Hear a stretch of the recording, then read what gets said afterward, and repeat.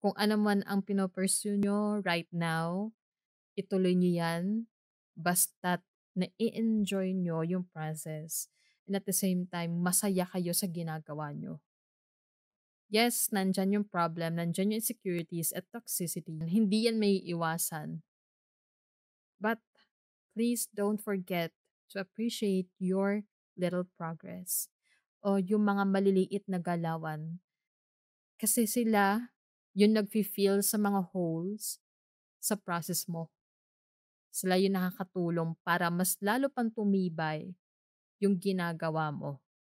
Ang pinakaimportante diyan ay matuto ka, maging professional ka sa craft mo, seryosohin mo yung ginagawa mo. Basta keep on ground sa iyong mission, vision. At kapag yan ang nagpahulma sa'yo, kung ano yung mission at vision, tuloy-tuloy yan.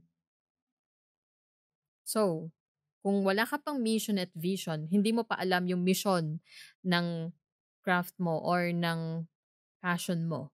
At hindi mo pa alam yung vision o kung ano yung nakikita mo rito, a decade or in 100 years pa mo, well, malalaman mo yan along the way.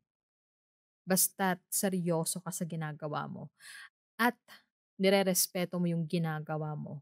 Pinaka-importante yon sa pagiging professional, hindi ka lang nagmamatter or hindi mo lang tinitingnan yung passion mo as source of income. Mas tinitingnan mo siya as your path to success.